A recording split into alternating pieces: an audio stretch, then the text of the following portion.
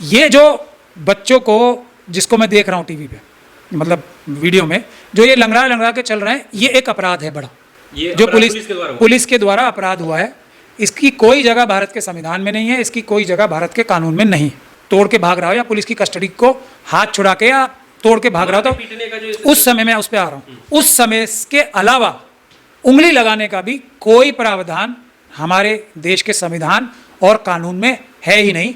पूरा टोटली मारपीट, totally illegal है, अपराध है। ये संविधान में मना है, ये सब चीजें मना है। खास तौर पे कस्टोडियल टॉर्चर मना है। तो मारपीट तो सीधा सीधा अपराध है। जैसे कोई प्राइवेट आदमी किसी दूसरे प्राइवेट आदमी को जितनी चोट लगाएगा उतनी ही गंभीर धाराओं में simple injury, grievous injury, attempt to murder या मर्डर का केस बने। हमने तभी कहा था ना ये बात कि सुप्रीम कोर्ट की ओरल टिप्पणियों की वैल्यू 0 होती है। जो कंटेम्प्ट ऑफ कोर्ट एक्ट है उसका इस्तेमाल ही नहीं करती, कुछ ना कुछ उनको मतलब डांट डपट के माफी दे दी जाती है। तो इससे क्या हो गया है, प्रशासनिक अधिकारियों को ये बात समझ में आ गई कि सुप्रीम कोर्ट और हाई कोर्ट्स और दूसरी अदालतें हमारे खिलाफ कुछ करेंगे नहीं।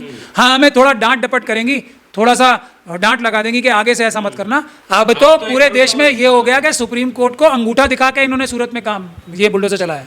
तो अगर अवैध होने की वजह से कार्रवाई हो रही है तो आसपास की बिल्डिंगें क्यों खड़ी हैं, उससे भी बड़ी बड़ी।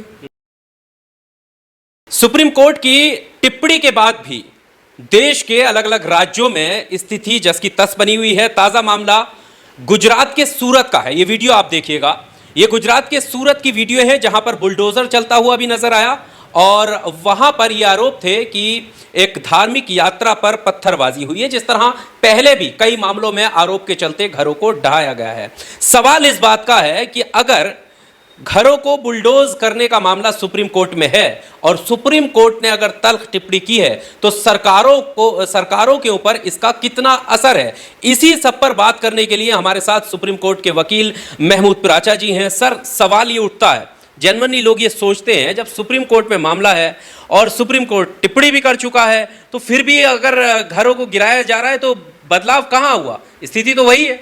हम जैसे अम्बेडकरवादियों की बातें ना सुन के प्रेस में और प्रेस पे भरोसा करके और जो चीज़ें सही नहीं है, सच नहीं है, उस पर भरोसा करके तो धोखा ही खाना है और नुकसान ही उठाना है। वही होता है। हमने तभी कहा था ना ये बात कि सुप्रीम कोर्ट की ओरल टिप्पणियों की वैल्यू 0 होती है। बल्कि इससे एक तरह से जो इस प्रकार की गतिविधियों में लिप्त हैं बड़े बड़े अधिकारी और जो हमारे राजनीतिक आका हैं उनको और हौसला मिलता है। देखो, सुप्रीम कोर्ट ये लोग चले भी गए और सुप्रीम कोर्ट ने हमारा कुछ बिगाड़ा भी नहीं। ये तो मैं बोल रहा हूँ ओरल टिप्पणियों के बारे में। जो 142 आर्टिकल 142 है जिसमें सुप्रीम कोर्ट को संविधान ने बाबा साहब के ये ताकत दी है कि जो वो कह देंगे वो देश का कानून बन जाएगा, यानी कि हुर्फ़े आखिर बन जाएगा। देश के सभी जो सारे अदालतें हैं और सारे अधिकारियों को वो मानना ही पड़ेगा, उसको मानने के लिए वो बाध्य हैं। ये ऑफिशियल 142 में ऑर्डर होने के बाद नहीं मानते, राजनेता भी नहीं मानते और प्रशासनिक अधिकारी भी नहीं मानते। और उसके खिलाफ उसकी वजह सबसे बड़ी ये है कि सुप्रीम कोर्ट या दूसरी हाई कोर्ट्स जो कंटेम्प्ट ऑफ कोर्ट एक्ट है उसका इस्तेमाल ही नहीं करती, कुछ ना कुछ उनको मतलब डांट डपट के माफ़ी दे दी जाती है। तो इससे क्या हो गया है, प्रशासनिक अधिकारियों को ये बात समझ में आ गई कि सुप्रीम कोर्ट और हाई कोर्ट्स और दूसरी अदालतें हमारे खिलाफ कुछ करेंगे नहीं। हाँ, हमें थोड़ा डांट डपट करेंगी, थोड़ा सा डांट लगा देंगी कि आगे से ऐसा मत करना। 99.9 केसेस में ऐसा होता है। तो उनके हौसले इतने बढ़ गए हैं कि वो सुप्रीम कोर्ट के ऑर्डर्स को निगलेक्ट करने लगे। अब जहाँ तक आप सूरत की बात बता रहे हैं, जैसा मैंने छतरपुर में कहा था, ये जो बच्चों को, जिसको मैं देख रहा हूँ टीवी पे, मतलब वीडियो में, जो ये लंगड़ा के चल रहे हैं, ये एक अपराध है बड़ा, ये जो पुलिस के द्वारा अपराध हुआ है। इसकी कोई जगह भारत के संविधान में नहीं है, इसकी कोई जगह भारत के कानून में नहीं है। और उससे भी बड़ी बात यह कि इसकी वीडियो बना के पब्लिक डोमेन में कैसे आई। अगर ये पुलिस कार्रवाई थी तो पुलिस कार्रवाई को पब्लिक डोमेन में लीक किसने किया? एक मैसेज देने के लिए जो भी व्यक्ति ने, जो राजनेता कहें उसे या राजनीतिक आका कहें उन पुलिस अधिकारियों का जो ये अपराध कर रहे हैं, उनके आदेश अनुसार ही हुआ। यानी कि वो इस साजिश में, जो साजिश है उसमें डायरेक्टली शामिल है, तो वो भी इसमें मुलजिम है जो ये गतिविधि नजर आ रही है। उसके बाद बुलडोजर की कार्रवाई भी, बुलडोजर पे भी हम जाएंगे। जो आपने शुरुआत में बात कही कि पुलिस का ये अपराध है, क्योंकि वीडियो ऑलरेडी सबके सामने है, वो वायरल है वीडियो। तो अगर ये पुलिस का अपराध है, जो इंटरोगेशन नाम का एक शब्द है कि पुलिस पूछताछ करती है या पुलिस मतलब धमका के या कुछ करके वो जो सच्चाई निकलवाना होता है, क्या उसमें ये सब चीज़ें नहीं आती हैं? मैं कानून की जानकारी के लिए मैं पूछ रहा हूँ। जो समझ लीजिए इस बात को, बहुत महत्वपूर्ण बात है। सिर्फ एक समय के अलावा उसको छोड़ के जब गिरफ्तार करने की पावर है, अगर कोई व्यक्ति, पुलिस किसी को गिरफ्तार करने के लिए पुलिस को ये करना पड़ता है, उसको हाथ लगा के बोलेंगे हमने आपको अपनी कस्टडी में ले लिया। और वो आपने मेरी बहुत सारी वीडियो देखी होंगी जामा मस्जिद की या दूसरी जगह भी, मैं पुलिस से क्या कहता हूँ। इसीलिए मैं लोगों को सिखाने के लिए कानूनी जो पुलिस के सामने हम लोग बताते हैं, जिसकी वीडियो बनती है और लोग देखते हैं, तो वो सिखाने के लिए ही होता है। जब तक पुलिस, जैसे ही पुलिस का अधिकारी आपको एक उंगली लगा के भी बोले मैंने आपको अरेस्ट कर लिया, तो आपको पुलिस के आदेशों के तहत बाध्य हो जाते हैं। उसके अलावा अरेस्ट करने के लिए भी कोई चीज़ की आवश्यकता नहीं है। हाँ, अगर उसने हाथ लगा के आपको बोला कि मैंने आपको अरेस्ट कर लिया, पुलिस के अधिकारी ने, उसके बाद आप अरेस्ट नहीं होते, भागने की कोशिश करते हैं, तो वो उतनी ताकत लगा सकता है उतनी ताकत जितनी आपको अरेस्ट करने के लिए ज़रूरी है।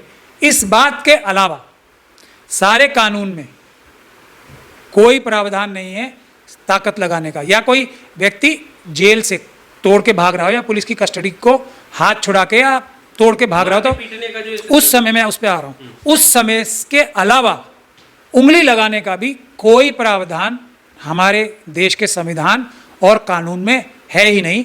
पूरा टोटली मारपीट टोटली इलीगल है, अपराध है। अपराध गंभीर आरोप हो, चाहे कोई भी गंभीर अपराध हो, संविधान से चलता है ना देश। ये संविधान में मना है, ये सब चीजें मना है। खास तौर पे कस्टोडियल टॉर्चर मना है। इसीलिए कानून ये है कि कस्टोडियल टॉर्चर में जो इसकी प्रिजम्पशन देखिए क्या है, जो भी इकबालिया बयान होता है उसकी कोई वैल्यू नहीं होती, सिवाय इसके कि जो चीज़ रिकवर कराता है बंदा, कि अगर कोई हथियार उसने रिकवर कराया तो उसके अलावा, और वो हथियार ये नहीं माना जाता कि ये वो हथियार है जिससे उसने अपराध किया होगा, बल्कि सिर्फ इतना माना जाता है कि एक अपराध ये जो है रिकवर कराया। उसके अलावा तो जो कानून हमारा है वो ये कहता है कि पुलिस को दिया हुआ बयान भी वो एविडेंस नहीं होता है, मतलब अदालत में मान्य नहीं होता है। अगर मुलजिम द्वारा दिया गया बयान है पुलिस की कस्टडी में रह के, तो वो इसको छोड़ के, जो मैंने आपको बताया रिकवरी को छोड़ के, उसकी 0% वैल्यू होती है, कुछ वैल्यू नहीं होती, उसको पढ़ा ही नहीं जा सकता। तो ये है हमारे प्रावधानों का जो सिस्टम है, जो पुलिस के ऊपर विश्वास नहीं करती। हमारा सिस्टम, जुडिशल सिस्टम मुख्य के कार्यकलापों पे उनको दिए गए बयानों पे भी विश्वास नहीं करती। तो इस हिसाब से तो मारपीट तो सीधा सीधा अपराध है। जैसे कोई प्राइवेट आदमी किसी दूसरे प्राइवेट आदमी को जितनी चोट लगाएगा उतनी ही गंभीर धाराओं में simple injury, grievous injury, attempt to murder या मर्डर का केस बनेगा। जैसे जितने भी ये सो कॉल्ड मर्डर्स, एनकाउंटर जिनको बोलते हैं, जो एनकाउंटर नहीं मर्डर होते हैं, उसमें 302 का मुकदमा दर्ज होना कानूनी ज़रूरी है। पर जो गिरफ्तारी के टाइम सही जा रहा है कोई बंदा जिस पर आरोपी है, और जब वो वापस आ रहा है तो वो लंगड़ा के चल रहा है, उसकी टांग में दर्द है, उसे चला नहीं जा रहा है, तो कैसे हो गया साहब? वो वीडियो एविडेंस है। तो यही तो कह रहा हूँ, ये अपराध का पुख्ता सबूत अगर पुलिस ने खुद जारी किया ये वीडियो, तो खुद ही अपने खिलाफ सबूत दिया, इसमें सजा होगी, सजा के अलावा कुछ नहीं होगा। पुलिस के अधिकारियों को सबको ज़रूरत किस बात की है कि समाज ऐसे विक्टिम्स के साथ खड़ा रहे मजबूती से और उनको कानूनी कार्रवाई करने में मदद करे। ये दो चीज़ें हैं। अब मैं पत्थरबाजी पे आ जाता हूँ। मैंने इसमें एक सवाल हो, पत्थरबाजी बाद में, एक और वीडियो ये आ रही है कि ये वीडियो में भी देखा जा सकता है और आरोप भी है कि वर्दी में नहीं है पुलिस, और गेट जो दरवाज़ा होता है घर का उसको तोड़ करके इन लोगों को गिरफ्तार किया। क्या ऐसा कर सकते हैं? नहीं कर सकते। मैंने आपको बताया ना, उसके लिए आपको आजकल तो वीडियोग्राफी है ना, जो इतनी वीडियोग्राफी कर रहे थे घर दरवाज़ा तोड़ने की, ये भी तो पुलिस ही कर रही होगी। तो वो एक पब्लिक विटनेस भी लेके जाते साथ में और प्यार से दरवाज़ा खटखटाते, अगर वो नहीं आते तब बल का प्रयोग करते। मैंने आपको अभी बताया ना, अरेस्ट करने के लिए जब जा रहे हैं, अगर वो अरेस्ट की रेजिस्टेंस होती है तब बल का प्रयोग शुरू होता है, उससे पहले तो अपराध है ये। अब ये सूरत में जो बुलडोजर की कार्रवाई हुई, अभी तो सुप्रीम कोर्ट ने बोला था कि अपराधी हो या सजा याफ्ता मुजरिम भी हो, उसके घर पे भी बुलडोजर नहीं चलाया जा सकता। अभी तो बोला था। क्या हो गया?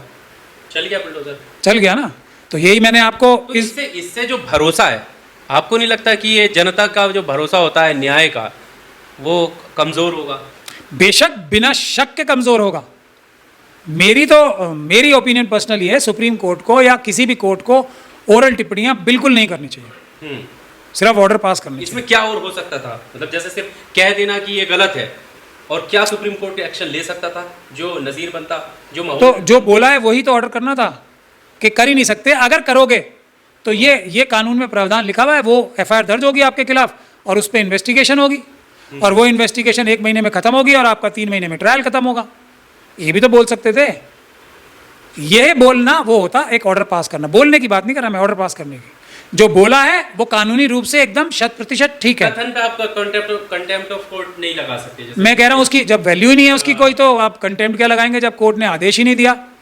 तो कोई बात ही नहीं हुई थी। वो कोई बात ही नहीं है ना, कोई बात ही नहीं है। ऐसे करके लें तो ज़्यादा अच्छा, आपने बढ़िया एक टर्मिनोलॉजी बता दी, कोई बात ही नहीं होगी, वो तो कोई बात नहीं है, वो उसको तो बिल्कुल इग्नोर कर दें आप, तो फायदे में रहेंगे। और उन लोगों से सवाल पूछें कि तुम सुप्रीम कोर्ट गए क्यों थे और सुप्रीम कोर्ट से लेके क्या आए हो? जहां थे वहीं खड़े, उससे पीछे। अब तो पूरे देश में ये हो गया कि सुप्रीम कोर्ट को अंगूठा दिखा के इन्होंने सूरत में काम ये बुलडोजर चलाया।